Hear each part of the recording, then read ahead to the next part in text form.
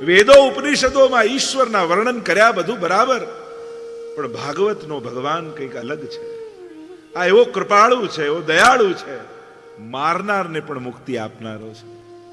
ક્યાંય કોઈ તમે સાંભળ્યું કે ભગવાને પૂતનાને નર્કમાં નાખી, કંસને નર્કમાં નાખ્યો, રાવણને નર્કમાં નાખ્યો? ના, આપણે તો હંમેશા એમ જ સાંભળી, ભગવાને એનો ઉદ્ધાર કર્યો. પ્રભુ ક્યારે પણ જીવને અધોગતિ થવા દેતા નથી.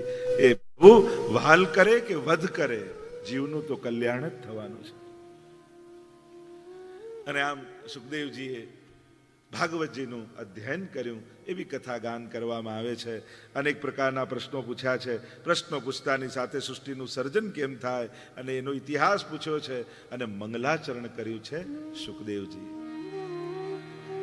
લોકો એમ કહે કે ભાગવતજીમાં રાધાજીનું નામ નથી, પણ મહાપ્રભુજી આ મંગલાચરણમાં માને છે કે અહીંયા સુખદેવજીએ પોતાના ગુરુ, પરમ ગુરુ શ્રી રાધાજીનું સ્મરણ કર્યું છે. સુખદેવજીના ગુરુ રાધાજી છે. એટલે એક મત એવો છે કે ગુરુનું નામ ન લેવાય, એવો શાસ્ત્રોનો એક મત છે. કારણ કે આદર હોય છે, મોટા દીકરાનું, પતિનું, પિતાનું, એ રીતે નામ ન લેતા, એટલે આદરણીય નામથી બોલાવતા. અને એટલા માટે સુખદેવજી સ્પષ્ટ રૂપે રાધા નામ નથી લીધું. યા એક ભાવ એમ કર્યો કે જો રાધા નામ લે તો સુખદેવજીની સમાધિ લાગી જાય, અને જો સમાધિ લાગી જાય તો પરીક્ષિતનો ઉદ્ધાર કરવાનો છે, એ ઉદ્ધાર કરવાનું રહી જાય. મંગલાચરણ કરતા સુખદેવજી બોલે, નમો નમસ્તે સ્વવૃષભાય સાત્વતા વિદુર કાષ્ઠાય મુહુ યોગિના નિરસ્ત સામ્યાતિશયેન રાધસા સ્વધામની બ્રહ્મણિ રક્ષતે નમઃ. એ જે ભગવાનની પરમ શક્તિ છે, એની સાથે પ્રભુ પોતાના નિજધામમાં અખંડ વિહાર કરે છે. રાધસા એવા શબ્દનો અહીંયા પ્રયોગ કર્યો. અને મહાપ્રભુજી સુબોધનીજીમાં સમજાવ્યું કે અહીંયા રાધા નામનો સ્પષ્ટ ઉલ્લેખ શ્રીમદ ભાગવતમાં દ્વિતીય સ્કંદના મંગલાચરણમાં સુખદેવજીએ કર્યો છે. કારણ કે એમના આદિ ગુરુ છે. કારણ કે પ્રભુ રાધાની કૃપા વગર કૃષ્ણનો અનુભવ કેમ થાય? અને એટલા માટે રાધા નામનું સ્મરણ કર્યું. આપણે ત્યાં જેમને સ્વામીજી રૂપે આપણે બોલાવીએ છીએ, આ રાધા રૂપી શક્તિ પ્રભુની, જે પ્રભુ સાથે અખંડ વિહાર કરી રહી છે, પ્રભુમાંથી જ પ્રગટેલી છે. અને એટલા માટે વ્રજમાં રાધા નામનું વિશેષ મહાત્મ્ય છે. અહીંયા પ્રત્યેક સ્થળોમાં પ્રભુની લીલાઓમાં જ્યાં જશો ત્યાં રાધે રાધે રાધે, અને પેલું કે રાધે રાધે રાધે, જો શાંતિથી બોલો તેમ ત્યાં રાહ દે રાહ દે રાહ દે. જે કૃષ્ણની રાહ આપે એ જ રાધા છે. અનેક અનેક ભાવો રાધા શબ્દના તો ખર્યા. એકવાર રાધાજી નારાજ થયા અને કહ્યું કે કાના, હવે તારું નામ ક્યારે નહીં બોલું? ત્યારે કૃષ્ણ કહેવા લાગ્યા, કનૈયા કહેવા લાગ્યા, તું ભલે રાધા કાના ન બોલે, પણ તારા નામમાં બે કાના છે, રાને કાનો રા અને ધને કાનો ધા. એટલે તું ભલે મારું નામ ન લે, પણ તારા નામની સાથે તો અખંડ મારું નામ જોડાયેલું. राधे तेरे चरणों की यदि धूल जो मिल जाए,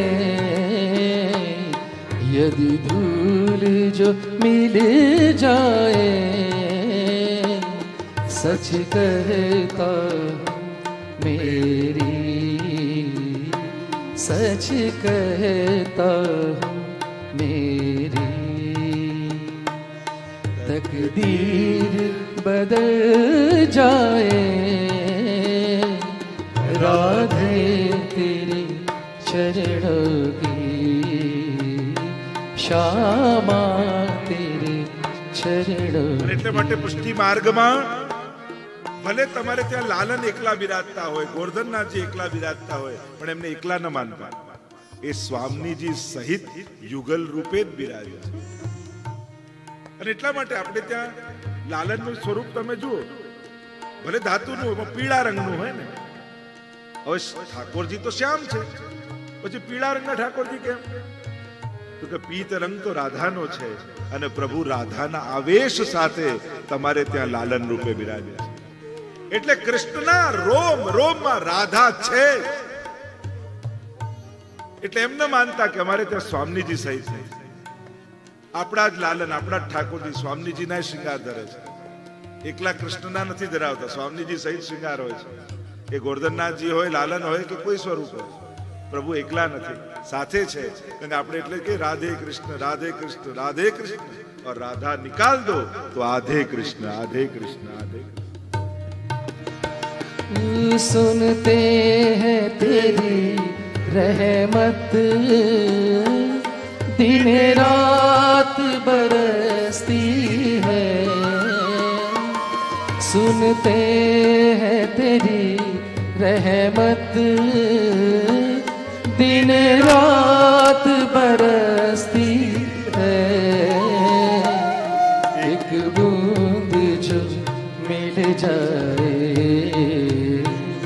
एक बूंद जो मिल जाए, दिल की कल खिल जाए, राधे तेरे चरणों की श्यामा तेरे चरणों की. રાધા નામનો ઉલ્લેખ કરી અહીંયા સુખદેવજી એમને વંદન કર્યા છે. લીલા સુખ છે, આ સુખદેવજી એ લીલામાં છે, રાધાજીના છે. નિત્ય આખી રાત્રિ જે જે લીલાઓ થઈ હોય એ જ્યારે સવાર પડે ત્યારે સ્વામીજીના શ્રેષ્ઠમાં આવીને બિરાજી જાય અને સ્વામીજી સમસ્ત લીલાઓનું અવગાહન આ સુખની આગળ કરે, આ કીરની આગળ કરે. અને એટલા માટે જ્યારે સ્વામીજી ગાય ત્યારે આ સુખ એ શ્રવણ કરે અને પછી આખો દિવસ એ લીલાઓનું અવગાહન કર્યા કરે. એટલે સુખને કહેવાય કીર.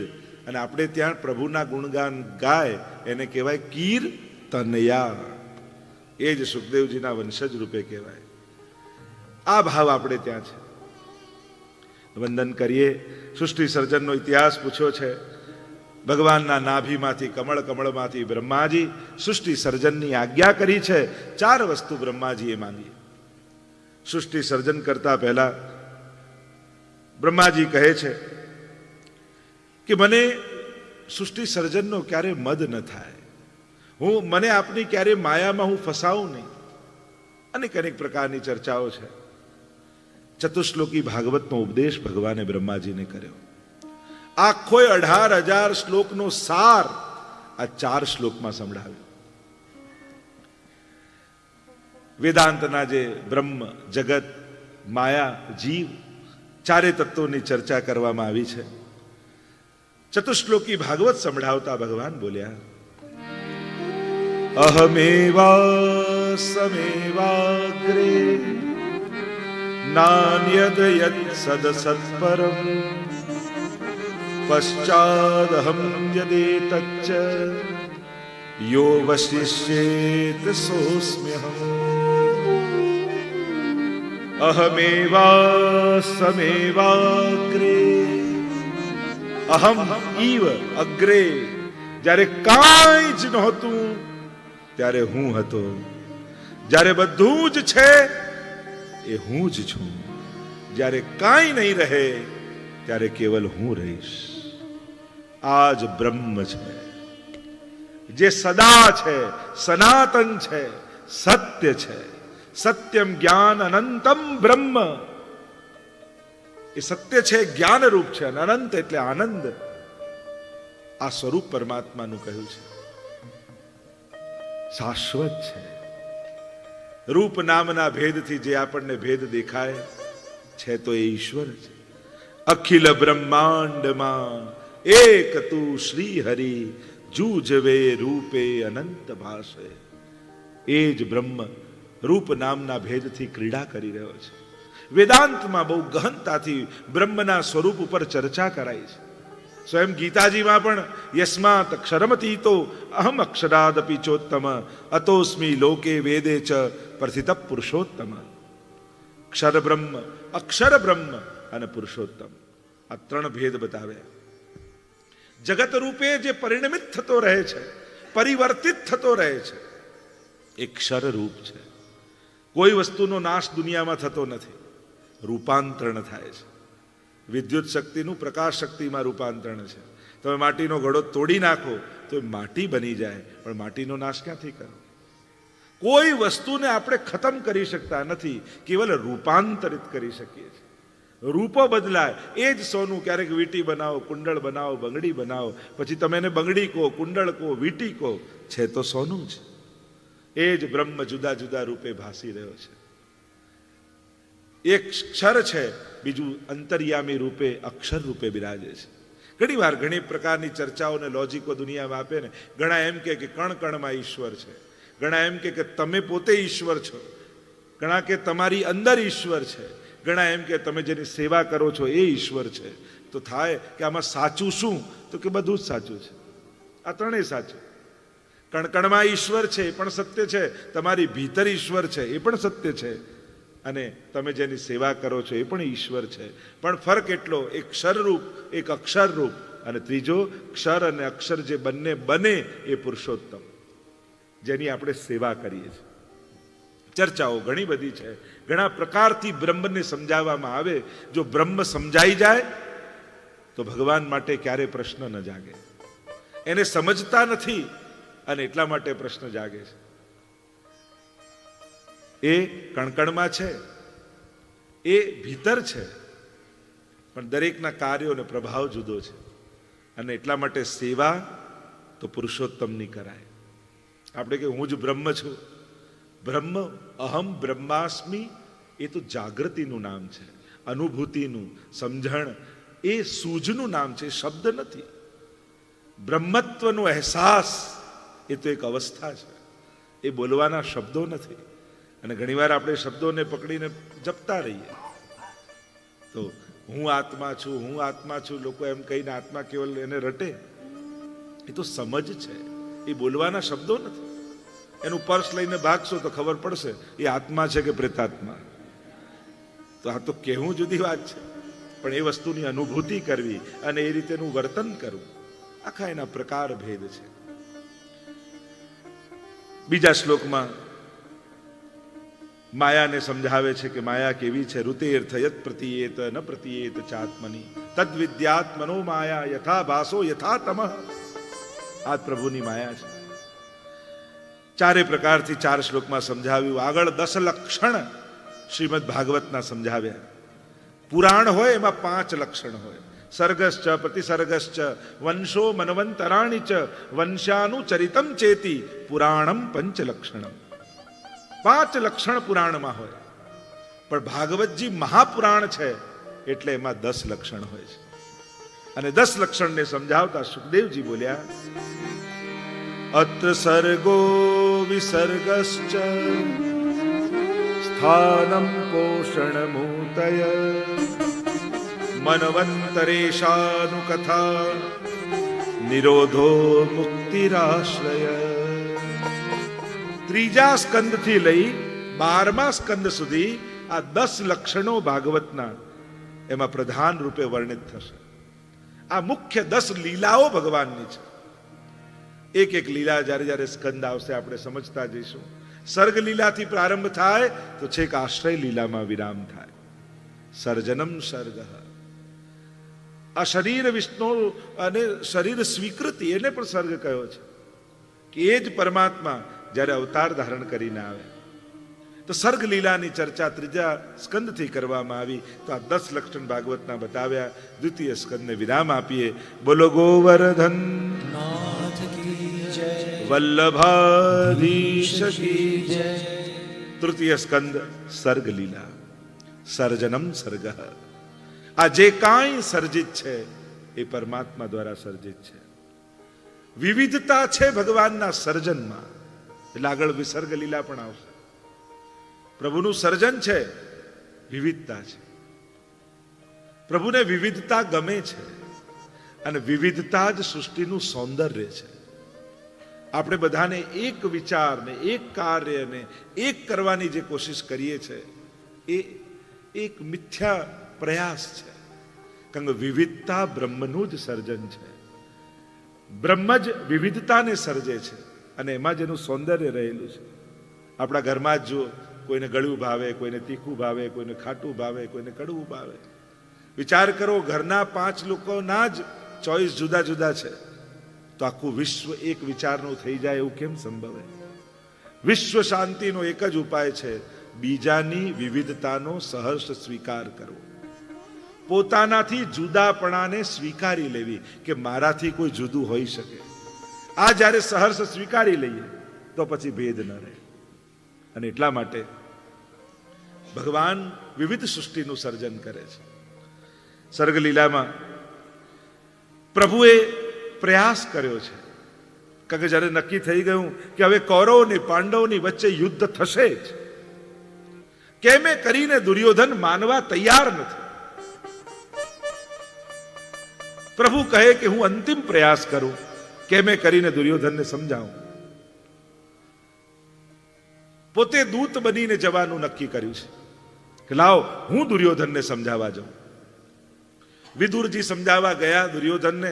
વિદુરજીનું અપમાન કરીને દુર્યોધને કાઢી મૂક્યા છે. વિદુરજીએ પણ નક્કી કર્યું કે હવે પગ નહીં મૂકું. વિદુરજી ઘરમાંથી નથી ગયા, માનો કૌરવોના પુણ્ય વિદુરજી સાથે જતા રહ્યા છે. અને એટલા માટે કોઈ એક ભગવદી, કોઈ એક ભક્ત જ્યારે આપણા ઘરમાં પ્રભુનું ભજન કરતો રહે છે તો આપણા ઘરમાં પુણ્યો સંચિત રહે છે. અને જ્યારે આવો પુણ્યશાળી જીવ આપણા ઘરેથી જતો રહે છે ત્યારે એ જીવ નથી જતો, આપણા ઘરના સુખ અને પુણ્યોને લઈને જાય છે. એકલા રહેવા લાગ્યા કુટિયા બાંધીને, એમ કહેવાય છે. દુર્યોધનને મનાવવા માટે દ્વારિકાધીશ પધારવાના છે. અને જ્યારે આ નિર્ધારિત થયું, સૌથી વધારે આનંદ વિદુરજીને થયો. આવે છે ભલે દુર્યોધન માટે, પણ વિદુરજીને, સુલભાજીને એમ લાગ્યું જાણે પ્રભુ તો અમારા પર કૃપા કરવા માટે આવી રહ્યા છે. મનમાં મનોરથ સુલભાજી કરે છે. વિદુરજીને કહે છે, મારા મનમાં મનોરથ થયો કે પ્રભુ પધારે છે દુર્યોધનને ત્યાં, પણ જો આપણા ઘરે પધારીને રાજભોગ આરોગે તો કેવો આનંદ આવી જાય. સુલભાજીને કહેવા લાગ્યા વિદુરજી, અરે પ્રભુ કઈ પધારતા હશે, એ તો રાજાના મહેમાન છે, એ તો મહેલમાં જ આરોગે ને. અને પ્રભુનો રથ પ્રવેશ કરે છે. ફૂલોથી સ્વાગત પ્રભુનું થયું છે. પ્રભુ પધાર્યા છે. દુર્યોધનને ત્યાં ચર્ચા કરી છે, સમજાવવાની કોશિશ કરી છે. દુર્યોધન તું માની જા, તને ન ગમતા હોય એવા, જે ગામમાં કાંઈ ઉગતું ન હોય એવા 5 ગામ તું પાંડવોને આપી દે, યુદ્ધ ટળી જશે. હું જવાબદારી લઉં છું પાંડવોને સમજાવવાની. દુર્યોધન કહે છે, એક સોયની નોક ઉપર જેટલી જગ્યા હોય એટલી પણ યુદ્ધ વગર નહીં આપો.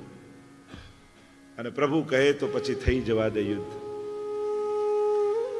જાણે ધૃતરાષ્ટ્રનું પાપ પુત્ર રૂપે પ્રગટ થયું છે.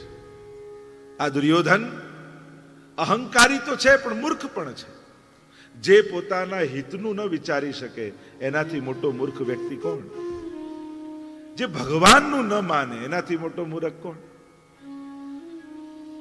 મૂર્ખના પણ શાસ્ત્રોમાં અનેક લક્ષણ આપ્યા છે, અનેક ચર્ચાઓ કહી છે કે કોને મૂર્ખ માનો. દુર્યોધન માનવા તૈયાર નથી. પ્રભુ કહે તો 2 અવસ્થામાં ભોજન થાય, કાં તું મારો પ્રિય હોય, કાં મારે ભોજનની કમી હોય, હું તો આ ચાલે. પ્રભુ જવા લાગ્યા, પણ તમને અહીંયા ભોજન કરાવશે કોણ? પ્રભુ કે મારો રાજભોગ તૈયાર છે. દારૂકને કહ્યું છે તું લઈ લે વિદુરજીના ઘરે. અને અહીંયા વિદુરજી સ્નાન કરી જપ કરવા બેઠા છે. શ્રી કૃષ્ણ શરણમ મમ, શ્રી કૃષ્ણ શરણમ મમ, શ્રી કૃષ્ણ શરણમ મમ નો જાપ કરી રહ્યા છે. સુલભાજી સ્નાન કરવા પધાર્યા છે અને પ્રભુનો રથ રોકાય છે વિદુરજીના ઘરના દ્વારની પાસે. નીચે ઉતરીને પ્રભુ આનંદ ઉમંગ સાથે વિદુરજીનો દરવાજો ખટખટાવે છે.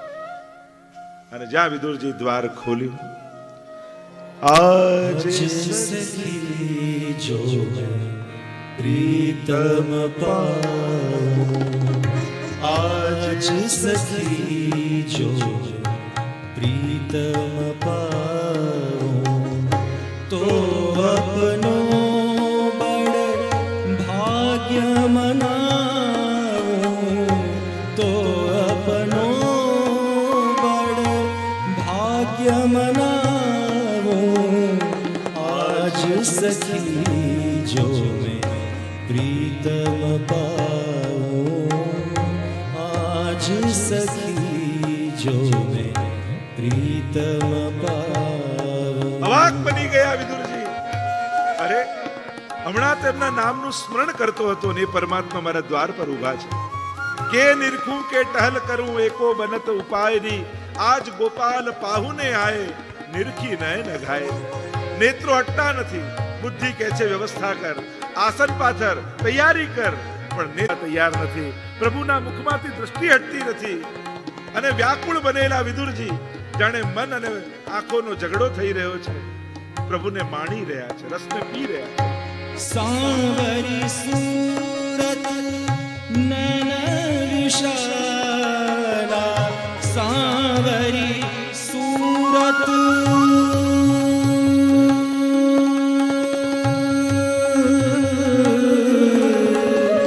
सांवरी सूरत नैन विशाला, चंद्रवद गले मोतियन माला, चंद्रवदन गले मोतियन माला, आज सखी जो मैं प्रीतम पाऊं आज पाऊं, आज सखी जो मैं प्रीतम વારે વારે ઓવારણા લે છે ઠાકોરજીના.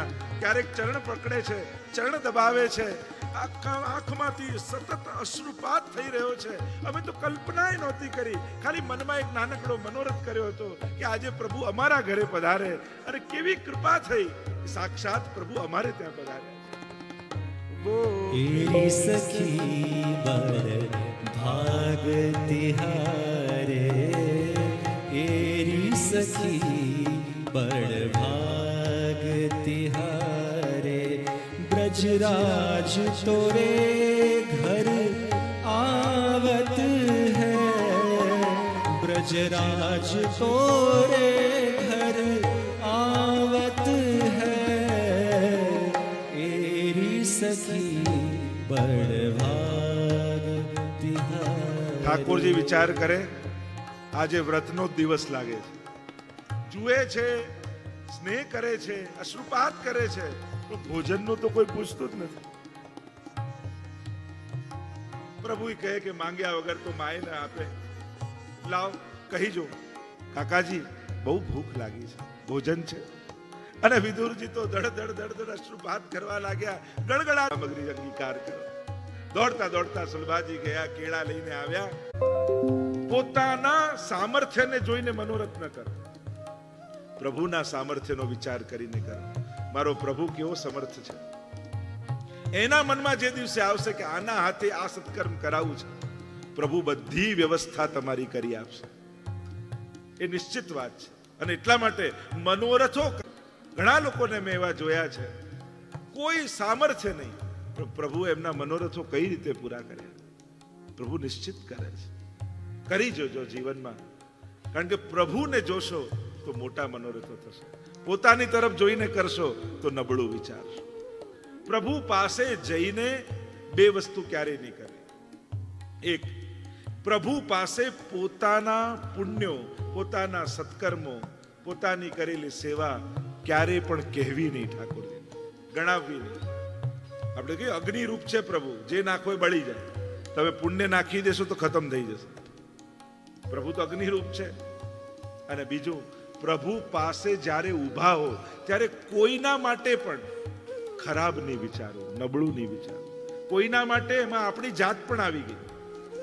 પોતાના માટે માણસ બીજાનું નબળું ના વિચારે તો પોતાનું વિચારવા લાગે, પણ વિચારમાં નબળાઈ હોય, કોઈના માટે નહીં, પોતાના માટે નહીં, ત્યાં તો પ્રભુની કૃપાના ગુણગાન કરવા.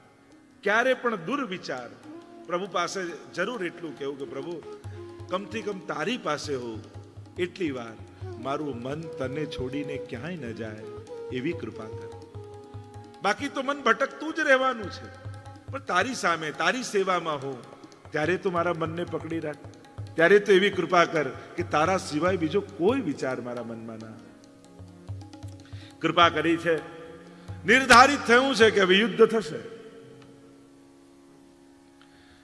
વિદુરજીને એમ થયું કે મારે ભાઈઓને લડતા જોવા નથી. ભક્ત છે ને, ભક્તને ક્લેશ ન ગમે. બને એટલું ક્લેશને ટાળો, કારણ આપણી એક ક્ષણ ક્ષણ બહુ મૂલ્યવાન છે. અને એ ક્લેશમાં જો જાય, ઘણીવાર એક નાનકડી વાત આપણા 24 કલાક બગાડી દેતી હોય છે. નાનકડી વાત, એમ વાતમાં કોઈ સાર ના હોય.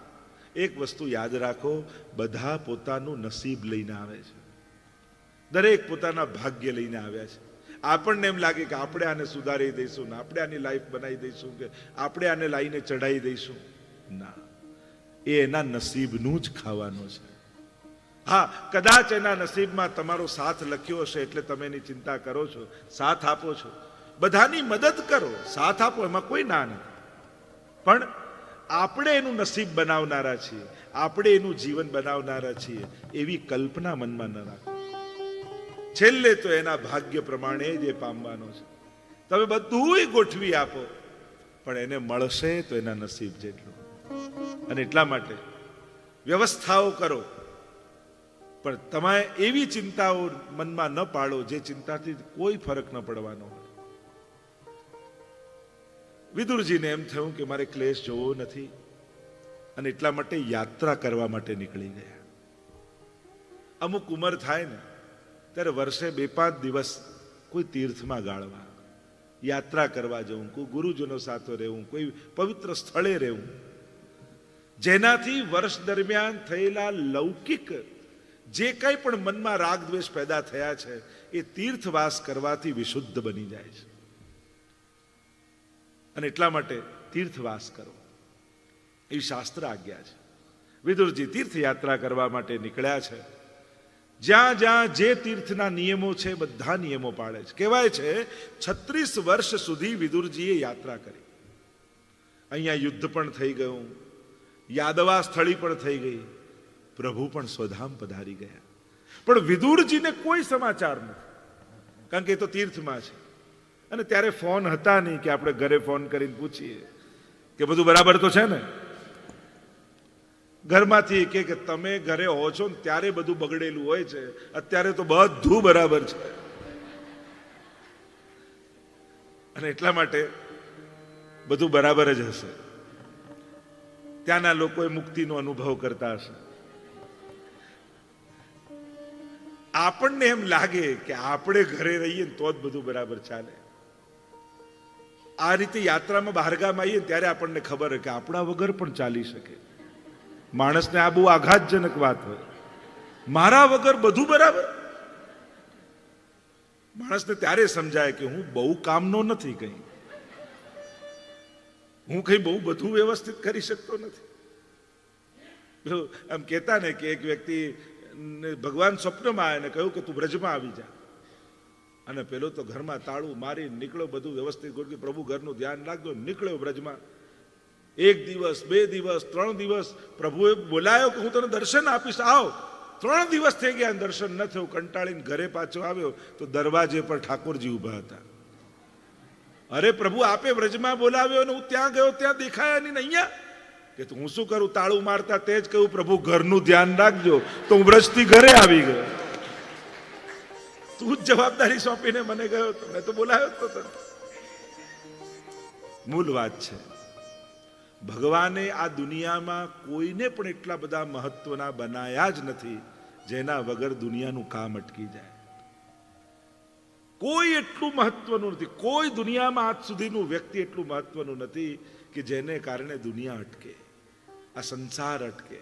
ચલાવનારો પરમાત્મા છે.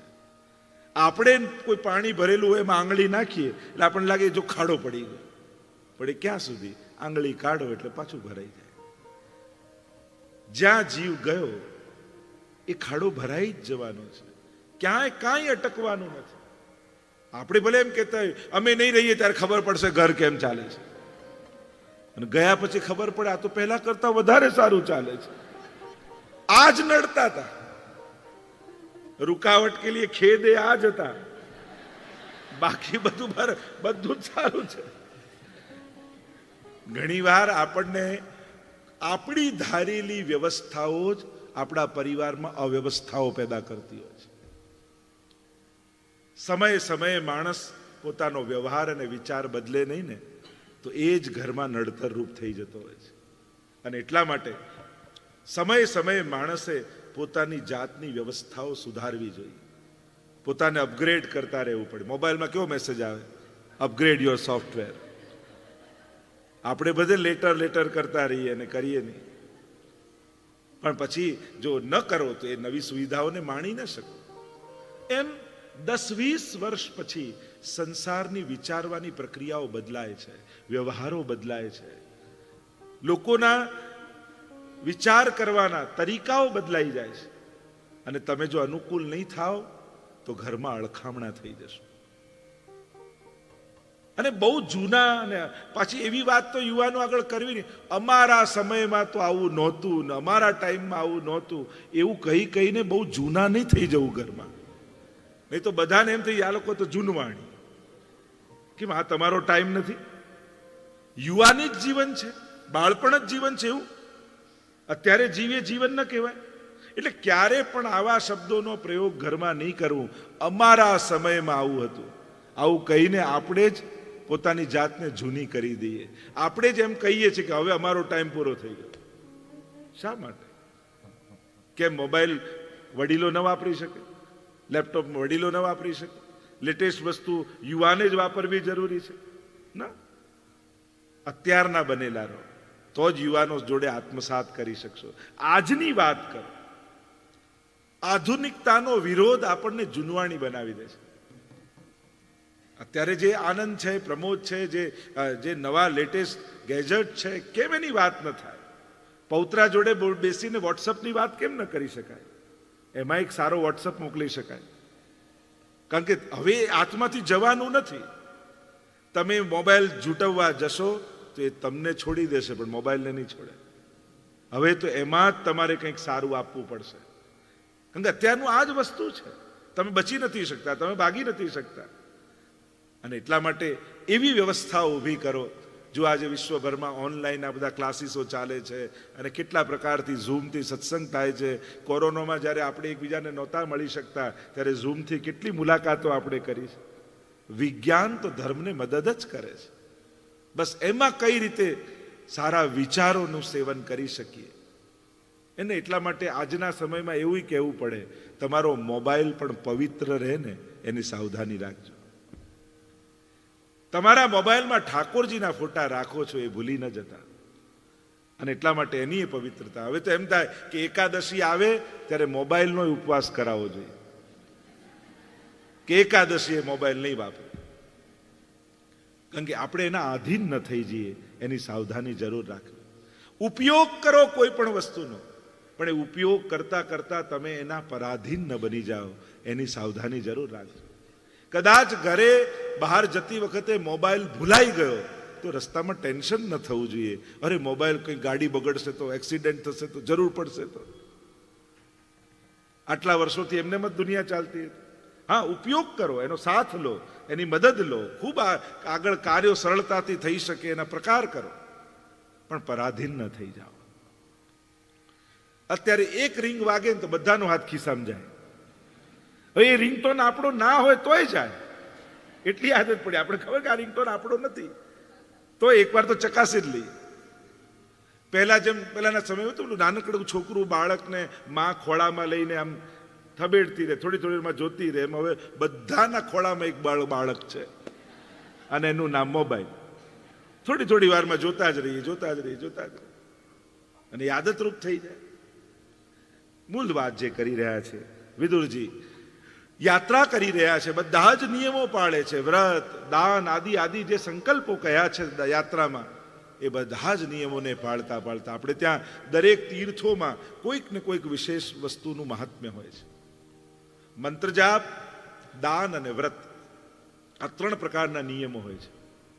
અને બધા જ નિયમોને પાળતા વિદુરજીએ 36 વર્ષ સુધી યાત્રા કરી.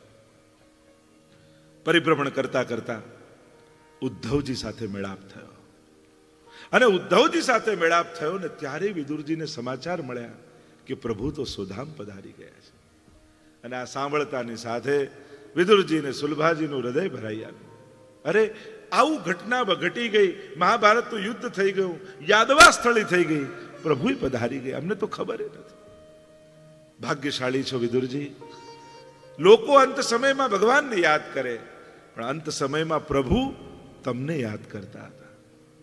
અને મને કહ્યું છે કે વિદુરજીને કહેજો મૈત્રેય મુનિને જઈને મળે, એમના માટે સંદેશો રાખ્યો છે. વિદુરજી ફરતા ફરતા મૈત્રેય મુનિ પાસે આવ્યા છે. સંવાદ થયો છે, સુંદર પ્રશ્ન કર્યા છે. વિદુરજી પ્રશ્ન કરે છે મૈત્રેય મુનિને, જાણે આપણા બધાનો પ્રશ્ન. પ્રશ્ન કરતા કહ્યું કે દુનિયાનો દરેક માણસ સુખ માટે જ કામ કરે છે, કોઈને દુઃખ જોઈતું નથી, સુખ માટે જ બધા પુરુષાર્થ છે, છતાંય જીવનમાં દુઃખ કેમ આવે છે? પ્રશ્ન કરતા વિદુરજી બોલ્યા, સુખાય કર્માણિ કરોતિ લોકઃ નતૈ સુખમ વાન્યદુપારમં વિંદેત ભૂય તતએવ દુઃખમ યદત્ર યુક્તમ ભગવાન વદેન. प्रत्येक मनुष्य सुख की ही कामना से कर्म करता है, फिर भी उसके जीवन में दुख क्यों आता है? और उसका मूल कारण जहां सुख है वहां नहीं ढूंढता. संसार तो दुखमालय ही है. આ સંસાર તો દુખી કરનારો જ છે. કેમ? કારણ કે કાયમી આપણી પાસે રહેનારો નથી, એટલા માટે દુઃખ આપનારો છે. કારણ કે એમાં આપણને મોહ છે, અને એ જ્યારે મોહમાં રહેલી વસ્તુ જાય છે, નાશવંત છે, તો દુઃખ જીવનમાં સહજ આવવાનું. દુઃખ આવવાના જીવનમાં ઘણા રસ્તા છે, અને મૂળ વાત તો એ છે, સુખ આવે ને તોય માણસ રાહ તો દુઃખની જ જુએ. ઘણા બધા પૈસા મળે, આપણે શું કરીએ? ભેગું કરી રાખો, દુઃખ આવશે ને ત્યારે કામ લાગશે. એટલે સુખના સાધન મળે તો એને માણવાની જગ્યાએ રાહ તો દુઃખની જ જુએ, દુઃખની જ પ્રતીક્ષા કરતો રહેશે. સુખની તૈયારી, જ્યારે સુખના અવસરો છે એને માણવાની જગ્યાએ દુઃખની પ્રતીક્ષા કરે છે. દુઃખના અનેક કારણો બતાવ્યા છે. દુઃખ કેમ આવે છે, કયા કયા દરવાજેથી આવે છે. દુરાગ્રહથી દુઃખ આવે, દુસ્સંગથી દુઃખ આવે, અનેક અનેક એને ચર્ચાઓ કરવામાં આવી છે. પણ મૂળ કારણ એ છે, જ્યાં સુખ છે ત્યાં શોધે તો સુખને મળે. સુખ ક્યાં છે? તો કે પરમાત્માના શરણમાં.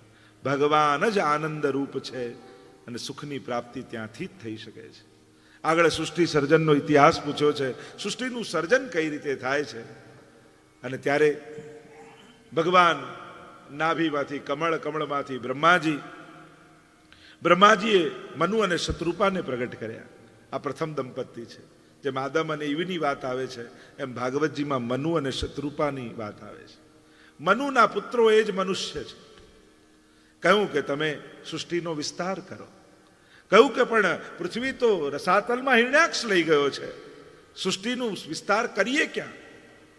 અને ત્યારે બ્રહ્માજીની નાસિકામાંથી બોલો વરહા ભગવાન કી જય, વરહા ભગવાનનું પ્રાગટ્ય થયું. ભયંકર યુદ્ધ હિરણ્યાક્ષ સાથે થયું છે. માર્યો હિરણ્યાક્ષને, પોતાની દાઢમાં ફસાવીને પૃથ્વીને બ્રહ્માંડમાં પ્રસ્થાપિત કરી. કહ્યું કે હવે સૃષ્ટિનો વિસ્તાર કરો. મનુ અને શત્રુપાને 2 પુત્રો થયા અને 3 પુત્રી થઈ. આકુતિ, દેવહૂતિ અને પ્રસૂતિ, આ 3 પુત્રી થઈ. અને 2 પુત્ર થયા, ઉત્તાનપાદ અને પ્રિયવ્રત. કરદમજી સાથે દેવહૂતિના વિવાહની કથા આવી. વિવાહ થયા, એવી પ્રતિજ્ઞા લઈને બેઠા છે કરદમજી કે મારે પુત્ર થશે તો વૈરાગ્ય સંન્યાસ ગ્રહણ કરી લઈશ. જ્યાં વિવાહ થયા અને ધ્યાનમાં બિરાજી ગયા. ખૂબ સેવા કરી છે દેવહૂતિએ. સેવા કઈ રીતે થાય એ દેવહૂતિએ શીખવાડી. ભાગવતજીમાં લખ્યું, વિશ્રંભેણ આત્મશૌચેન ગૌરવેણ દમેન ચ શુશ્રૂષયા સૌરદેન વાચા મધુરયા ચ વોહો. સેવા કઈ રીતે થાય, સેવકમાં કેવા લક્ષણ હોવા જોઈએ, એ ભાગવતજી શીખવાડે છે. વિશ્રંભેણ, વિશ્વાસ રાખીને સેવા કરવી. સેવામાં સૌથી પહેલો વિશ્વાસ, એ જ ભક્તનો શ્વાસ છે. આત્મશૌચેન, આત્માની શુદ્ધિ રાખીને. ગૌરવેણ, ગૌરવ સાથે. હું ઠાકોરજીનો દાસ છું, એ જ વૈષ્ણવ માટે સૌથી મોટો ગૌરવનો વિષય છે. દમેન ચ, ઇન્દ્રિયોનું દમન કરી. બહુ જ ઇન્દ્રિયોની લાલસા વાળો વ્યક્તિ સેવામાં બહુ ટકી શકતો નથી. સેવા મળવી બહુ સહેલી છે, પણ સેવામાં ટકવું અઘરું છે. જો મનમાં મદ હશે, અહંકાર હશે, તો ક્યાંક ને ક્યાંક, ક્યારેક ને ક્યારેક સેવા છોડવાનો વિચાર આવશે. સેવામાંથી છૂટી જશો, પ્રભુ એ સેવા લઈ લેશે, યા આપણો અહંકાર આપણને સેવામાંથી છોડાવી દેશે. અને એટલા માટે દમેન ચ, ઇન્દ્રિયોનું દમન કરવું, મદનું દમન કરવું. દમેન ચ શુશ્રૂષયા, સેવકમાં સેવા કરવાની તત્પરતા હોવી જોઈએ. 4 વાર કે પછી ઊભો થઈને 1 વાર કરે એ સેવક ન કહેવાય. જેની આંખો સેવાને શોધતી હોય એ સેવક છે. શુશ્રૂષયા સૌહૃદેન, સૌહાર્દપૂર્વક સેવા કરવી, પ્રેમ ભાવ રાખીને સેવા કરવી. જ્યાં જ્યાં જે રીતે સેવામાં જોડાયા છો ત્યાં સ્નેહ સાથે સેવા કરવી. મને ઠાકોરજીએ કૃપા કરીને સેવા કરવાની તક આપી છે એવું પોતાનું સૌભાગ્ય માનીને સેવા કરવી. અને કહ્યું મધુર્યા ચ, વાચા મધુર્યા, મધુર વાણી રાખીને કરવી. ઘણા લોકો સેવા બહુ સારી કરે, પણ વાણીમાં વિષ રાખે, બોલવામાં કડવાશ રાખે, એટલે આખી સેવા પર પાણી ફેરવાઈ જાય. જો મીઠું ન બોલી શકતા હો તો મૌન રાખો, પણ કડવી વાણી થકી તમારી સેવા પર પાણી ન ફેરવો. વિવેક રાખો. વાણીનો વિવેક નિતાંત આવશ્યક છે. સેવક ધર્મનું આ પહેલું પાસું છે. આમ સેવા કરી છે દેવહૂતિએ કરદમજીની. એકવાર કરદમજીની દ્રષ્ટિ પડી દેવહૂતિ પર ને થયું, અરે મારી પાછળ એને શરીર સૂકવી દીધું. કહ્યું જાઓ સરોવરમાં સ્નાન કરીને આવો. જ્યાં સ્નાન કર્યું, સર્વાંગ સુંદર બન્યા, સુંદર વિમાન તૈયાર કર્યું છે અને વિહાર કર્યો છે. નવકન્યા થઈ અને 10મા પુત્ર રૂપે બોલો કપિલ નારાયણ ભગવાન કી જય. કપિલ ભગવાનનું પ્રાગટ્ય થયું. આજે પણ સિદ્ધપુર જાઓ, બિંદુ સરોવર છે. એવું તપ કર્યું કરદમજીએ કે અહીંયા ભગવાનની આંખમાંથી અશ્રુ બિંદુઓ પડ્યા, એટલે એને બિંદુ સરોવર કહેવાય. અને આ જ જગ્યા ઉપર કપિલ ભગવાનની કૃપાથી માતા દેવહૂતિનો ઉદ્ધાર થયો. એટલે માતૃતર્પણ આદિ ક્રિયાઓ ત્યાં થતી હોય છે, સિદ્ધપુરમાં થતી હોય છે, બિંદુ સરોવર પર થતી હોય છે. કારણ કપિલ ભગવાનની કૃપાથી દેવહૂતિનો ઉદ્ધાર અહીંયા થયો છે. માએ જોયું આ પરમાત્માનો અવતાર તો મારા પર કૃપા કરવા માટે થયો છે. ગયા છે માતા શરણમાં, સુંદર પ્રશ્નો કર્યા છે. સાધુના લક્ષણ કેવા હોય બતાવતા કહ્યું કે સાચો વૈષ્ણવ સાધુ કેવો હોય? તિતિક્ષવ કારુણિકા, સહન કરે સાધુ. તિતિક્ષ, સહન કરવાની વૃત્તિ વૈષ્ણવમાં હોવી જોઈએ. લડવાની વૃત્તિ રાખશો તો હંમેશા ઉદ્વેગ રહેશે. સહન કરે છે એ જ સિદ્ધ થઈ શકે છે. સહન કરવું એ તપ છે વૈષ્ણવ માટે. લડી લેવું બહુ સહેલું છે, બોલી લેવું બહુ સહેલું છે, પણ ઘૂંટડો ગળી જવું એના માટે બહુ મોટી તાકાત જોઈએ. અને એ તાકાત નબળા લોકોમાં નથી હોતી. સાધારણ લોકો તો ઝઘડી લે, લઈ લે, માંગી લે. સમજદારે જ સહન કરવાનું. ઘણા લોકો કે અમે બધું સમજીએ છતાંય અમારે જ સહન કરવાનું. હા, કારણ કે તમે સમજદાર છો એટલા માટે. નાદાન લોકો તો લડવા આવશે, ઝઘડવા આવશે, લેવા આવશે. સમજદારે છોડવું પડશે, સમજદારે જ સહન કરવું પડશે. અને એટલા માટે જો તમે સમજદાર છો તો સહન કરવાની વૃત્તિ રાખો. દરેક વખતે ધારેલું થતું નથી, દરેક વખતે ઈચ્છેલું મળતું નથી. ન મળ્યું અફસોસ કરવા કરતા નથી જોઈતું એવી સમજદારીથી એ અવસ્થાને સ્વીકારી લો, એ સમજણ કેળવો. કારુણિકા, જેમાં દયા હોય, કરુણા હોય, ક્ષમા હોય. આમ અનેક પ્રકારના સાધુના લક્ષણો અહીંયા માતાએ બતાવ્યા. યહ સબ જાનો ભક્ત કે લક્ષણ. આપણે ત્યાં ભગવદીઓ કીર્તન ગાય છે ને, ऐसो भक्त तरे और तारे.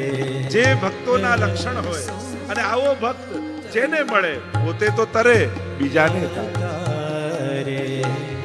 ऐसो भक्त तरे और तारे. परम कृपाल परम दीन बंधु. परम कृपाल परम दीन बंधु. शरण ग्रहे वाको दुख निवारे. शरण ग्रहे वाको दुख निवारे. ऐसो भक्त तरे और तारे. ऐसो भक्त तरे और तारे. પોતે તો તરે ને બીજાને તારતો જાય. કારણ કે ભગવદીઓ તો કાચા રંગના કપડા જેવા હોય. જે કપડું કાચા રંગ વાળું હોય ને એની બાજુમાં બીજું કપડું મૂકો, એનો રંગ એનામાં ચડી જાય, પણ જેના પર ચડે ત્યાં પાકો થઈ જાય. ત્યાંથી પછી તમે કાઢવાની કોશિશ કરો તો ન થાય. એક વસ્તુ યાદ રાખો, ભક્તિ સંગથી જ આવે છે, અને જેવો સંગ એવું તમારું હૃદય પાત્ર બની જાય છે. ભટકતાનો સંગ કરશો તો ભટકાવતો રહેશે. દ્રઢવાળા વિશ્વાસવાળા વ્યક્તિનો સંગ કરશો તો તમારો વિશ્વાસ દ્રઢ કરી દેશે. सब सुमैत्री शत्रु नहीं कोई.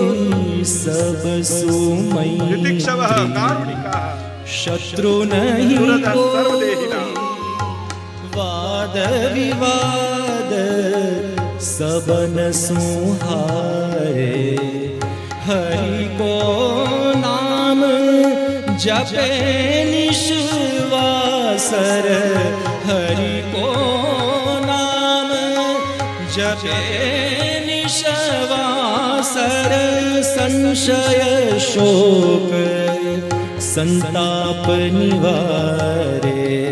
संशय शोक संताप निवारे. ऐसो भक्त तरे और तारे. આવો કોઈ ભગવદી, આવો કોઈ મહાપુરુષ, આવો કોઈ સદગુરુ જ્યારે મળે ત્યારે માનવું કે સકળ તીર્થ તેના તનમાં, સમસ્ત તીર્થો એના ચરણમાં છે. એની પરિક્રમા કરી લઈએ ને તો સમસ્ત તીર્થોની પરિક્રમા થઈ જાય. એના ચરણની રજ એ તો પ્રભુના ચરણની રજ છે. એ જો માથે ચડાવી લઈએ તો એ જ ક્ષણે દુર્ભાગ્યો ટળી જાય. જેમ ઊંધી રેખાઓ હોય, આ દુર્ભાગ્યની ઊંધી રેખા, આપણે સિક્કો મારીએ ને, સિક્કો લગાવીએ એમાં બધું ઊંધું હોય, પણ જ્યારે તમે પેડ પર મારો અને સીધા અક્ષરો થઈ જાય, છતું થઈ જાય. એમાં દુર્ભાગ્યની રેખાઓ કપાળ પર હોય ને, એ કપાળ જ્યારે ગુરુના ચરણમાં અડે તો આપમેળે સીધું થઈને સૌભાગ્યમાં ફેરવાય. काम क्रोध ममता मद मत्सर. काम क्रोध ममता मद मत्सर. माया मान मोह भ्रमटारे. निरलोभी निर्वैर निरंतर. निरलोभी निरवैर निरंतर. कृष्ण रूप जब हृदय विचारे. कृष्ण रूप जब हृदय विचारे.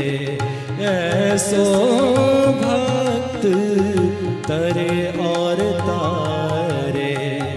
ऐसो भक्त तरे और तारे. એક વસ્તુ યાદ રાખો, આ બધા જ લક્ષણ વાળો કોઈ એક વ્યક્તિ ગોતવા જશો તો બહુ અઘરું થઈ જશે. એવું ઝાડ ગોતવા જશો જ્યાં કેળા ઉગે, પપૈયા ઉગે, ચીકુ ઉગે, સફરજન ઉગે, અનાનાસ ઉગે, એવું કોઈ ઝાડ મળે? એક ઝાડ પર આ બધું ન ઉગી શકે, પણ હા, એક થેલી લઈને બજારમાં નીકળ્યા હો અને દરેક દુકાનમાંથી એક એક એક એક ફળ ભેગું કરી અને બધું એક થેલીમાં ભેગું કરો, તો એમ બધા લક્ષણ એકમાં નહીં મળે, પણ જ્યાંથી આવા લક્ષણો મળે તમારા હૃદયને એવી થેલી બનાવો કે બધા સદગુણોને ભેગા કરી અને આપણા માર્ગને પ્રશસ્ત. આ ભાવ સાધુના લક્ષણ બતાવે.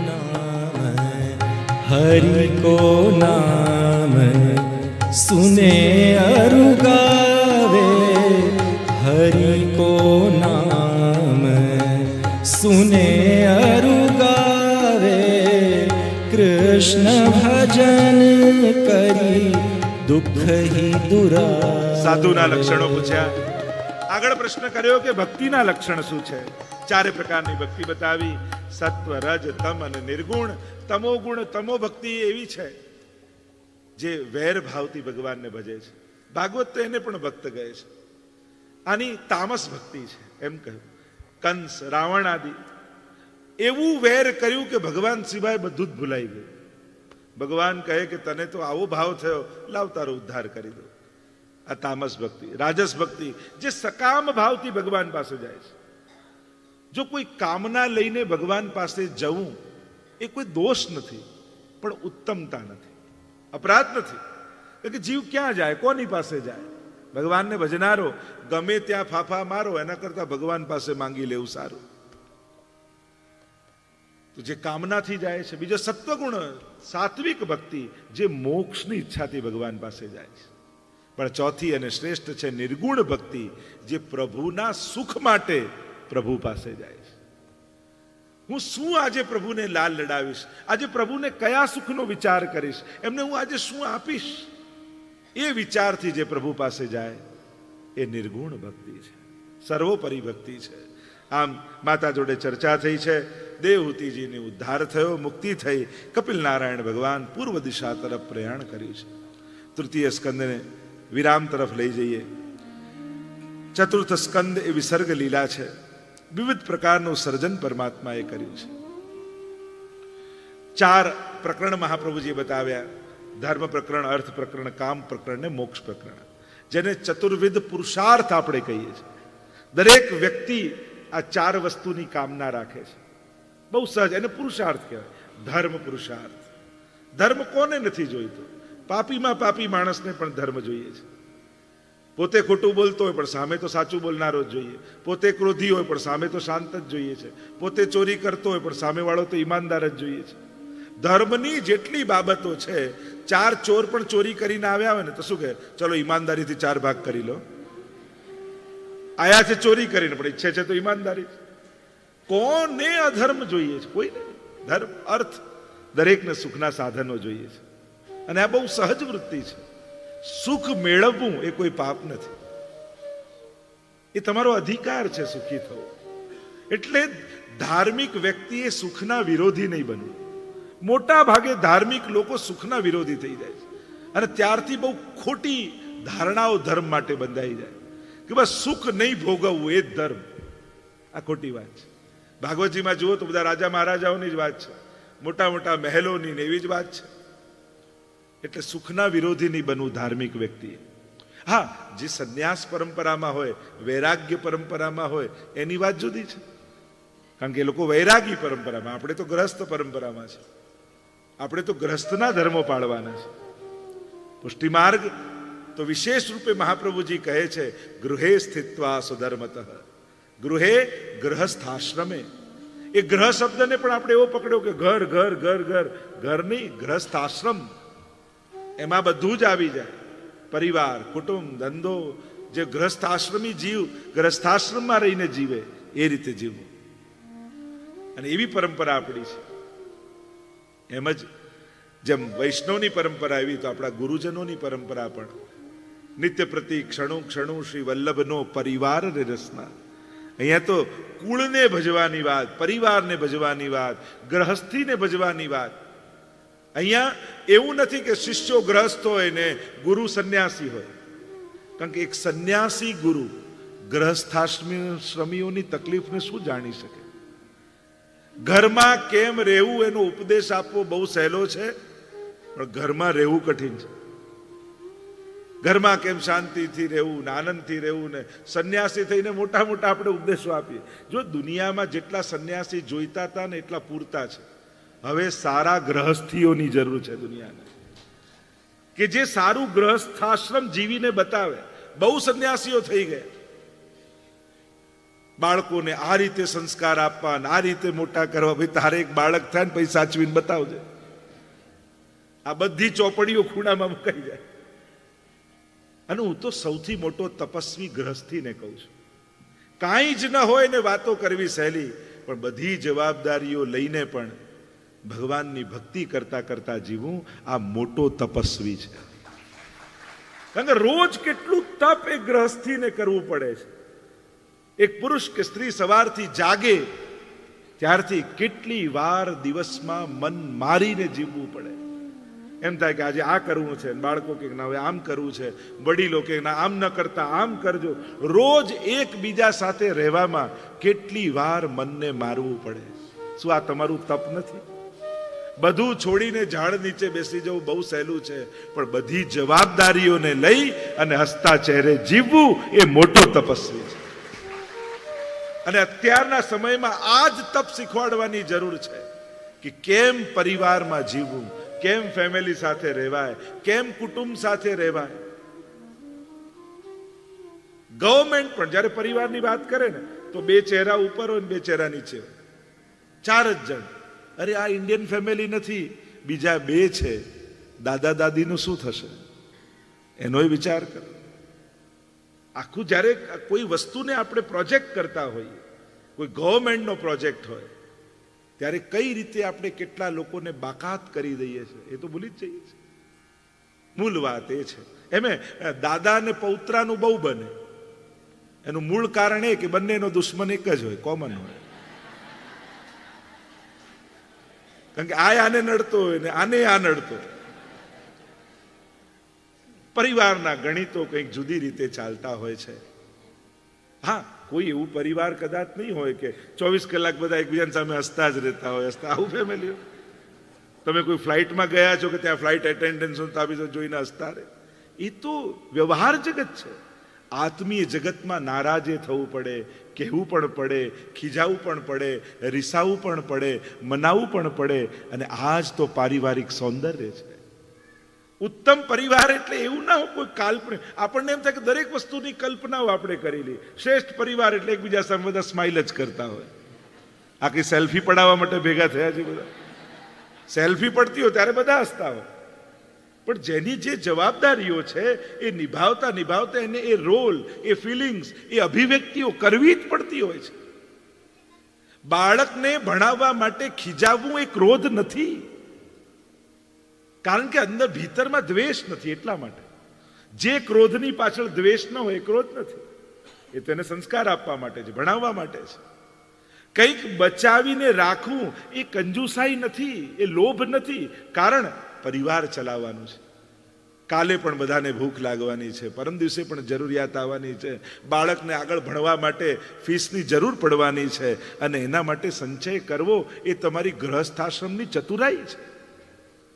ઇન્ટેન્શન બહુ મહત્વનું છે. રાગ, દ્વેષ, ક્રોધ, લોભ, ઈર્ષા આ બધા એના ઇન્ટેન્શનથી પેદા થાય છે. આ અભિવ્યક્તિઓ જે છે એ અભિવ્યક્તિઓ ખરાબ નથી.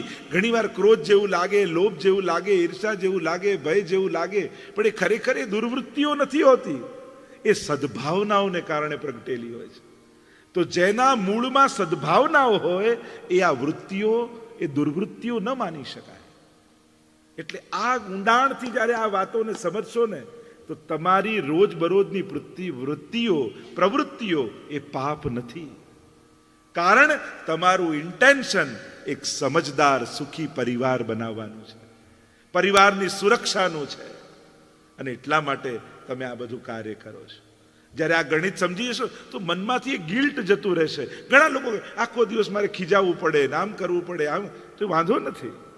એ ખરાબ નથી, કારણ કે તમારું ઇન્ટેન્શન સારું છે. આ વસ્તુ જ્યારે સમજાઈ જશે, આ ગણિત જ્યારે સમજાઈ જશે, ત્યારે તમને ખ્યાલ આવશે કે સાસુ ખીજાય છે તો વહુએ ખોટું નહીં લગાડો. વહુ કંઈક કહે છે તો સાસુએ સાંભળી લેવું, કારણ કે એ પણ ભણેલી ગણેલી સમજદાર છે, એને આજની દુનિયા જોયેલી છે, આજ પ્રમાણે કોઈ સલાહ આપે છે. ઘણાને એમાં બધું જૂનું એ જ સારું, ઘણાને એવું હોય, અને ઘણાને એવું હોય નવું એ જ સારું. ના, ક્યાંક પાયામાં જૂનો પાયો હોય અને ઉપરનું ઇમારત નવી હોય, કેવું સુંદર કાર્ય થાય. જૂની પરંપરાઓ સંસ્કારોને લઈ અને નવા વ્યવહારોને જો એમાં ભેળવી દો, કેવું સુંદર કાર્ય થઈ શકે. અને એટલા માટે એકબીજાની વાતને સમજવાની કોશિશ કરશો. તમારા સંસારને ઉત્તમ બનાવવાની જવાબદારી તમારી પાસે જ છે, તમારા હાથમાં જ છે. અને તમારી જો સુખના સાધનો લોકો લાવી આપશે, સુખી થતા તો તમારે જ શીખવું પડશે. એક બહુ પરણીને નવી નવી આવી ત્યારે વરને કહે છે કે તમે મને સુખી તો કરશો ને. વરે કહ્યું, જો તને ગાડી લાવી આપીશ, સારું ઘર બાંધી આપીશ, દાગીના લાવી આપીશ, પૈસા લાવી આપીશ, પણ સુખી થતા તો તારે જાતે જ શીખવું પડશે. જો એ તને ના આવડ્યું તો તારા સિવાય તને બીજો કોઈ સુખી નહીં કરી શકે. વિચાર કરજો, ક્યાંક આપણું દુઃખ આપણે જાતે તો ઊભું નથી કરતા ને. એ વડીલે વિચારવાનું અને યુવાને વિચારવાનું, બંને પક્ષો. ઘણીવાર ધર્મ જગતમાં યુવાનોનો વિરોધ કરે ને વડીલોનો જ પક્ષ લે. ઘણાને એમ થાય કે વડીલ એટલે સારા જ, ઉંમરવાળો વ્યક્તિ એટલે એના જ પક્ષે બેસવાનું. એવી જરૂર નથી. ભૂલો ઘરમાં વડીલોથી થતી હોય. અને આધુનિક સારો વ્યક્તિ એ સારો જ હોય, યુવાન હોય કે ગરડો હોય. જો સારા બનવા માટે તમે કોઈ પણ ધર્મના હો, તમે જૈન હો, સ્વામિનારાયણ હો, તમે કોઈ મુસ્લિમ હો, ક્રિશ્ચન હો, ગમે તે હો, વૈષ્ણવ ગમે તે હો, પણ સારા માણસ નથી ને તો સારા ભક્ત ક્યારેય નહીં બની શકો. સારા માણસાઈના પાયા ઉપર. છોકરાને પૂછો ને સ્કૂલમાં તને સૌથી વધારે સારો ટાઈમ કયો ગમે, પીરિયડ કયો, એ કે છૂટવાનો બેલ વાગે ને એ જ સૌથી વધારે ગમે. એ જે જોબ માટે આપણે કેટલી માનતાઓ રાખી હોય કે આ જોબ મળી જાય, આ જોબ મળી જાય, આ જોબ મળી જાય, એક વર્ષ થાય ને પછી એમ થાય કે રજા મળે તો સારું, એનાથી છૂટવા ઈચ્છીએ આપણે. મુક્તિ મનુષ્યનો સ્વભાવ છે, સહજ છે. એમ થાય કે એક બાળક થઈ જાય તો સારું, એક બાળક થઈ જાય ને થોડુંક મોટું થાય, આ સ્કૂલે જાય તો શાંતિ, એનાથી મુક્ત થઈને આપણને આનંદ આવે છે. આ સહજ છે, મુક્તિ મનુષ્યના સ્વભાવમાં છે. તો આ ચારે પ્રકરણ, ધર્મ પ્રકરણમાં મનુ મહારાજના કન્યાના વંશની કથા આવી. બોલો યજ્ઞ નારાયણ ભગવાન કી જય.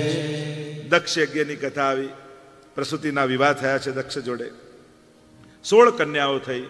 13 કન્યા ધર્મને પરણાવી. 14મી કન્યા સ્વહાના વિવાહ અગ્નિદેવ સાથે થયા. 15મી કન્યા સ્વધાના પિતૃઓ સાથે. 16મી કન્યા સતીના વિવાહ મહાદેવજી સાથે થયા. સમમ કરોતિ તે શંકરમ, જે કલ્યાણ કરે જ શંકર છે. સતી સાથે વિવાહ થયા. પણ કાંઈક એવું ઘટ્યું કે સસુર અને જમાઈનો ઝઘડો થઈ ગયો. દક્ષ અહંકારી છે, શ્રેષ્ઠ પદ મળ્યું એટલે મદ આવી ગયો. અને મદ આવ્યો અને વૈષ્ણવ સાથે વેર થયો. વૈષ્ણવાનામ યથા શંભો, પરમ વૈષ્ણવ મહાદેવજી છે, અને એમની જોડે વેર બાંધ્યું તો પતન નિશ્ચિત છે. કહ્યું કે આજ પછી દુનિયામાં જ્યાં જ્યાં યજ્ઞો થશે એ યજ્ઞોમાં મહાદેવજીનો ભાગ બંધ કરાવી દઈશ. પહેલો યજ્ઞ હું પોતે કરીશ. પોતે વિશાળ યજ્ઞ કર્યો, બધાને બોલાવ્યા, પોતાની દીકરી અને જમાઈને ન બોલાવ્યા. આકાશમાંથી વિમાનો જતા જોયા. પ્રશ્ન થયો, અરે નારદજી કહેવા લાગ્યા સતી મહારાણી તમારે પિતાને ત્યાં યજ્ઞ છે, તમારે નથી જવાનું. પિતાને ત્યાં કોઈ પ્રસંગ હોય તો દીકરી હોય તો પહેલા પહોંચી જવાનું હોય. દીકરીઓથી જ શોભતો હોય પ્રસંગ. મનમાં તાલાવેલી થઈ. મહાદેવજીને કહ્યું કે મારે જવું છે. કહ્યું તમારે જવું હોય તો જાઓ, પણ ત્યાં જઈને દુઃખ સિવાય બીજું કાંઈ નહીં મળે. કારણ કે કોઈ ધર્મ કરવા માટે યજ્ઞ નથી કર્યો, મારું અપમાન કરવા માટે યજ્ઞ કર્યો છે. સતી મહારાણી માન્યા નહીં. નંદીને સાથે મોકલ્યા છે. મનમાં વિચાર કર્યો, મને જોઈને મારા પિતા પ્રસન્ન થઈ જશે, મારી માતાને આનંદ થઈ જશે. પણ જ્યાં યજ્ઞમાં ગયા પિતાએ મોઢું ફેરવી લીધું. માતાએ જોયું પણ નહીં સામે. અને એવો તાપ મનમાં થયો, મારા પતિ મને રોકતા હતા છતાં હું માની નહીં, અને મારા પતિનું અપમાન થતું દેખાય છે, ક્યાંય યજ્ઞમાં એમનો ભાગ નથી. અને અંગુષ્ઠથી અગ્નિ પ્રગટ કર્યો અને અગ્નિની જ્વાળાઓ ભભૂકવા લાગી. સતી મહારાણી અગ્નિમાં પ્રવેશ કરી ગયા, ભસ્મીભૂત થઈ ગયા. જઈને સમાચાર નંદીએ આપ્યા મહાદેવજીને.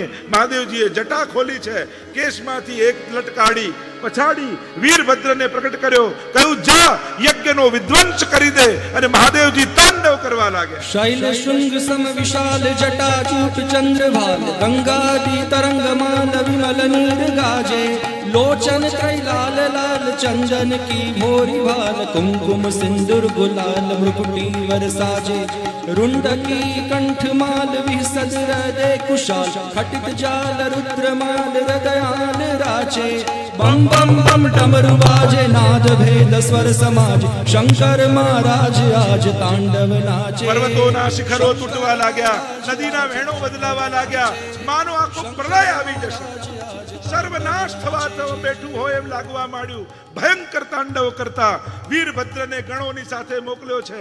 સ્વાહા સ્વાહા બોલે એની જીભ કાપી નાખે, હોમતા જાય એના હાથ કાપી નાખે, દક્ષનો શિરચ્છેદ કરી નાખે. આખા યજ્ઞનો વિધ્વંસ થઈ ગયો, હાહાકાર ત્રિલોકમાં વ્યાપી ગયો.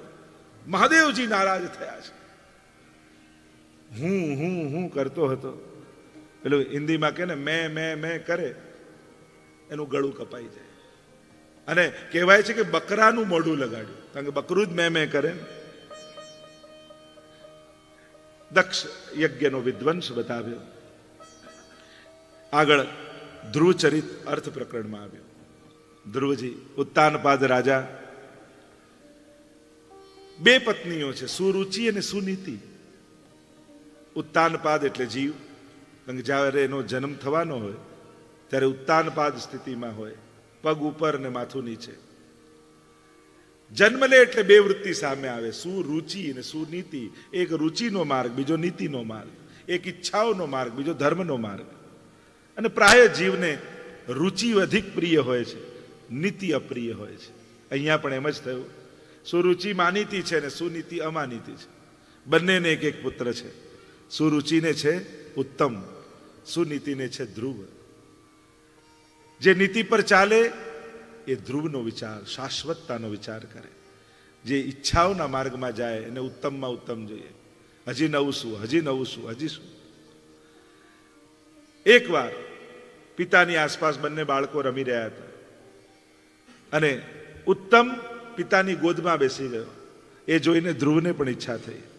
જ્યાં પિતાની ગોદમાં બેસવા જાય, દોડતી દોડતી સુરુચિ માં આવી, હાથ પકડ્યો ને ખેંચ્યો. પિતાના ખોળામાં બેસવું છે, જા જઈને વનમાં તપ કર, ભગવાન પ્રસન્ન થાય ને માંગવાનું કે તો એમની પાસે એટલું માંગજે કે તું મારી કુખે જન્મ લે, તો પિતાના ખોળામાં બેસી શકે. ધ્રુવજી સાથે આવો વ્યવહાર થયો. ધ્રુવજીને બડું દુઃખ થયું, મનમાં ખૂબ દુઃખ લાગ્યું. રડતા રડતા મા પાસે આવ્યા, સુનીતિ પાસે આવ્યા. આ તો નીતિ છે ને, સુનીતિ છે, ધર્મ છે. ખરાબ સંજોગોમાં પણ સારું કેમ ગોતી લેવું એ વૈષ્ણવને આવડવું જોઈએ. ઘરમાં કોઈ એવી ઘટના ઘટી હોય તો એ સમયને કેમ શાંત કરી દેવું, એ ક્ષણોને કઈ રીતે સાચવી લેવી, એ સ્ત્રીને આવડવું જોઈએ. સુનીતિએ કહ્યું, જો બેટા, આજ સુધી જે વાત મેં તને નથી કહી એ તારી સુરુચિ માએ તને કહી છે. આજ સુધી મેં તને એવું નથી કહ્યું કે વનમાં જાને ભગવાનને પ્રસન્ન કર. જો બેટા, આ દેખાતો ખોળો આજે છે ને કાલે નહીં રહે. બેસવું હોય તો એવી ગોદમાં બેસ જ્યાંથી તને કોઈ ઊભો ન કરી શકે. અને એ ગોદ તો પરમાત્માની ગોદ છે. 5 વર્ષનો ધ્રુવ માતાની પ્રેરણા લઈને ઘર છોડીને નીકળ્યો છે. નારદજીને ચિંતા થઈ કે ક્યાંક આવેશમાં કોઈ નિર્ણય તો નથી લેવાઈ ગયો ને, લાવવાની પરીક્ષા કરો. ધ્રુવજી પાસે આવીને એને ડરાવવા લાગ્યા, જો વનમાં તો ઘનઘોર પ્રાણીઓ હશે, તને મારી નાખશે, તને ખાઈ જશે. ધ્રુવજીએ કહ્યું કે મનમાં નિર્ધાર કર્યો છે, બેસવું છે તો પિતાની ગોદમાં, પરમ પિતાની ગોદમાં બેસવું છે. દ્વાદશાક્ષર મંત્ર આપ્યો, જા ધ્રુવ, આ મંત્રનો જાપ કરજે, પરમાત્મા તારા પર કૃપા કરશે. ક્યાં જપ કરું, ક્યાં જઈને તપ કરું, તો કે મધુવનમાં યમુનાજીના તટ પર જઈને તપ કર. ત્યાં કલકલ વહેતા યમુનાજી છે, ત્યાં ભગવાન નામ લઈશ તો ઠાકોરજી જલ્દી સાંભળશે. હવે તો ગુરુ મળ્યા, તપનું સ્થાન મળ્યું, મંત્ર મળ્યો અને મંત્રનો જાપ કરતા કરતા ધ્રુવજી નીકળ્યા. ઓમ નમો ભગવતે વાસુદેવાય. ઓમ નમો ભગવતે વાસુદેવાય. ઓમ નમો ભગવતે વાસુદેવાય. ઓમ નમો ભગવતે વાસુદેવાય. વાસુદેવાય પ્રભુ કૃષ્ણચંદ્રાય. વાસુદેવાય પ્રભુ કૃષ્ણચંદ્રાય. વાસુદેવાય પ્રભુ કૃષ્ણચંદ્રાય. વાસુદેવાય પ્રભુ કૃષ્ણચંદ્રાય. ઓમ નમો ભગવતે વાસુદેવાય. ઓમ નમો ભગવતે વાસુદેવાય. 5 વર્ષના ધ્રુવ આવ્યા છે મધુવનમાં. એક વૃક્ષની પાસે બેસી જપ કરવા લાગ્યા. પ્રભુ નામનું અખંડ નામ લેવા લાગ્યા. નિત્ય ફલાહાર કરવા લાગ્યા. હવે તો ફલ લેવાનું છોડી દીધું. યમુનાજીના પાન કરીને ચાલે છે. જલપાન પણ છોડ્યું. કેવલ હવાને ગ્રહણ કરીને રહે છે. સર્વમાં આત્મભાવ સિદ્ધ થયો. એક પગ પર બીજો પગ ચડાવી લીધો. હાથ જોડીને આત્મા પરમાત્મામાં સ્પર્શ પામી છે. સર્વાત્મ ભાવ સિદ્ધ થયો. કણકણમાં ઈશ્વર છે. એટલે સર્વમાં રહેલો આ ઈશ્વર અને આત્મામાં રહેલો ઈશ્વર બંને જોડાઈ ગયા. શ્વાસોને રોકી ત્રિલોકની શ્વાસો રોકાવા લાગી. ગભરાયા દેવતાઓ, ક્યાંક કોઈ મારું ઇન્દ્રાસન ના લઈ લે. પ્રભુને ફરિયાદ કરી. પ્રભુ કહે કે આ ઇન્દ્રાસન માટે નહીં, મારો ભક્ત મારી ગોદમાં બેસવા માટે તપ કરે છે. ધ્યાનમાં આવ્યા પરમાત્મા અને એવો આનંદ ચિત્તમાં થયો ને થોડી વારમાં પ્રભુ અંતર ધ્યાન થઈ ગયા. આંખો ખુલી ગઈ ધ્રુવજીની. તો જે ધ્યાનમાં હતા એ જ સામે ઉભેલા દેખાયા. ધ્રુવજી બોલવા માંગે પણ બોલી શકતા નથી. અને ચતુર્ભુજ નારાયણે પોતાના હાથમાં રહેલો શંખ ધ્રુવજીના ગાલ ઉપર લગાડ્યો. અને જ્યાં ગાલ પર લાગ્યો વાણી સ્ફુટ થઈ. યોંતઃ પ્રવિશ્ય મમ વાચમીમાં પ્રસુપ્તામ સંજીવયત ખિલ શક્તિધર સ્વદામના અન્યાંશ હસ્ત ચરણ શ્રવણત્વ ગાદિન પ્રાણાન નમો ભગવતે પુરુષાય તુભ્યમ.